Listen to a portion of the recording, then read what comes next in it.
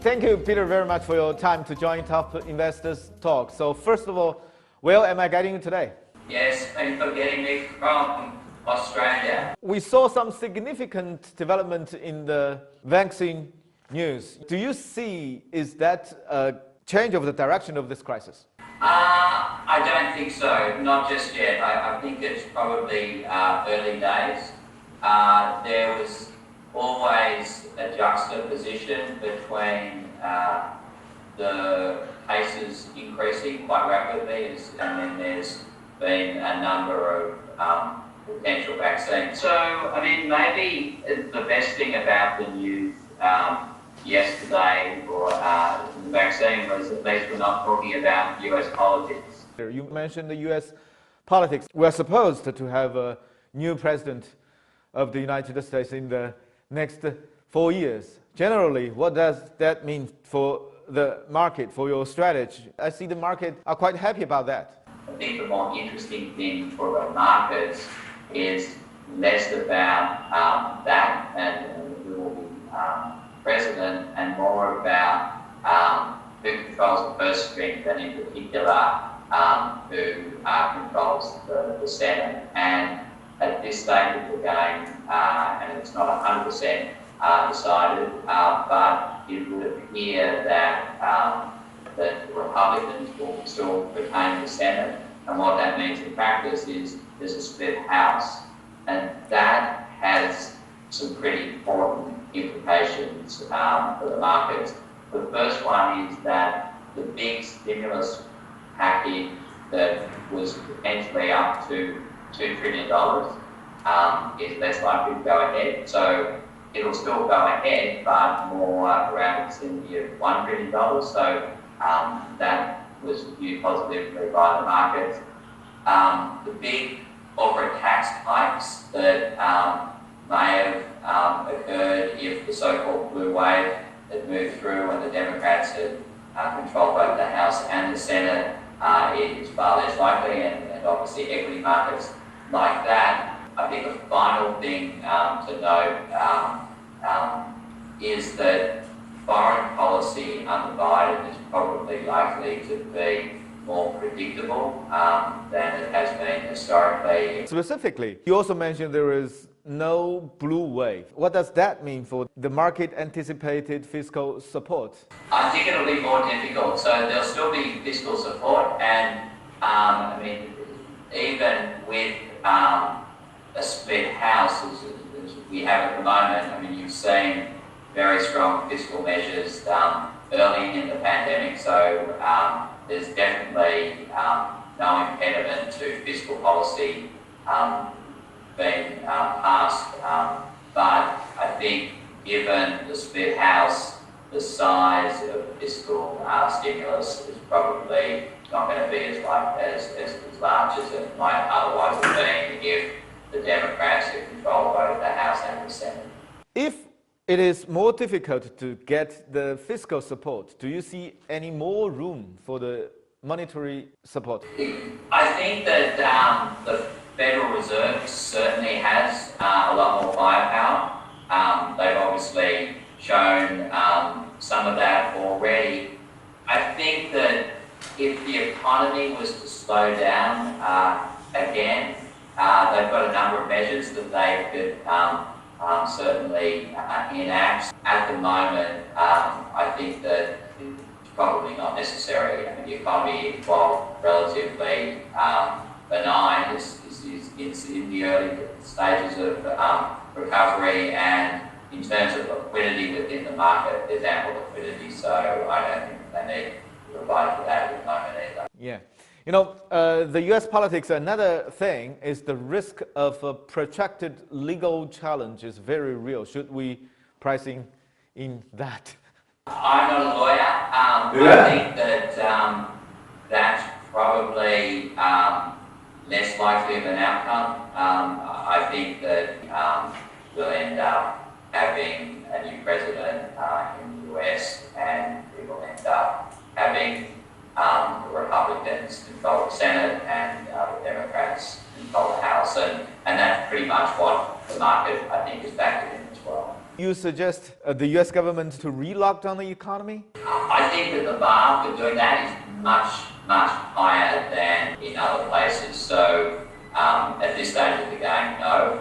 We've obviously seen decisions made, particularly in Europe, and I think that that is more than likely to lead to more of a W type recovery there. But I think at this stage of the game, the bar is very high for the US to have the same measures that it did back in March and April. There is a CVS decision-making process in Russell investment, which means cycle, value, and sentiment.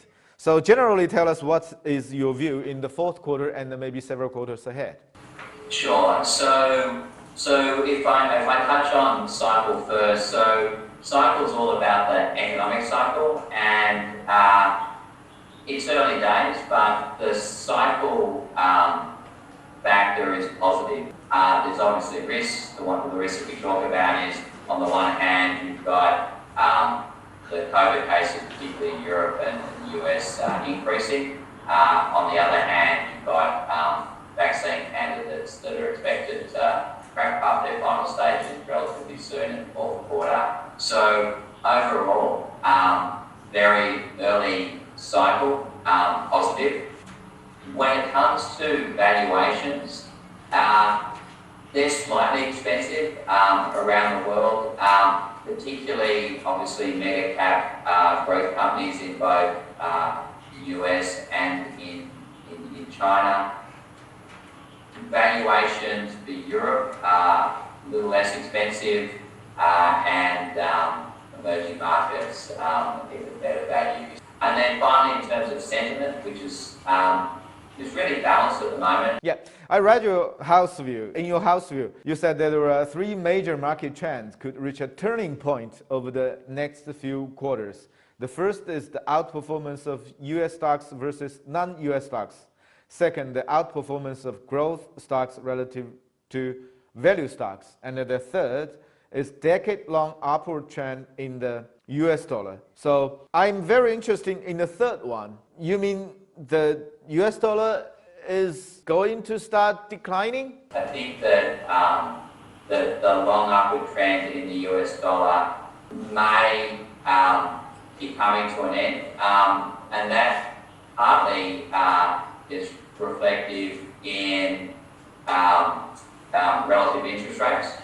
The other thing, though, is trend coming to an end doesn't mean that it's going to fall. It just means that it's not necessarily going to rise to the extent that it had over recent times. In terms of the first and the second trend you mentioned, how will that impact your asset allocation, your position?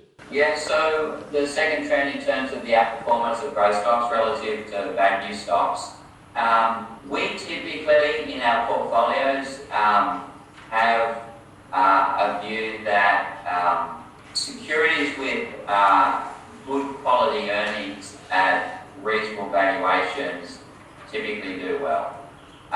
What we've seen over the last 18 months in particular has been that value stocks have really, not just in the US, but across the world, underperformed to the extent now on a sort of historical basis that they would be argued to be as cheap as they've ever been relative to growth stocks. So we've actually been positioned to be leaning a little more into value as that's occurred. In its early days, the change that we've seen more recently, that's beginning to play into the way that we position our clients' portfolios, but I think it's really early days. What will be the main legacy of this pandemic, and how will that impact your investment strategy? We shouldn't underestimate what has actually occurred in terms of the pandemic and its influence on world economies and obviously individuals. I think for sure we can say for certain that one of the legacies will be high government debt levels. I mean, that is a truism. I think that, just given the amount of fiscal stimulus that governments almost around the world have used, there's going to be much higher levels of government debt levels than we've seen. I know that people talk about other changes that are occurring, like globalisation potentially will diminish. There'll be changes in terms of business travel and in terms of office space and working from home. But I think that it's far too early to say that everyone's going to work from home. No one's going to go on international holidays. Obviously, you miss your Seattle office very much. I do. Let's talk about something about China. Is China a place where money comes from and to sell products, or a place where to invest, or both? I think it's both. As I said, it's the second largest economy in the world, but I think that in particular there's a strong demand for wealth management for Chinese people and retirement solutions. So I think that there's the ability for international expertise to be taken advantage of.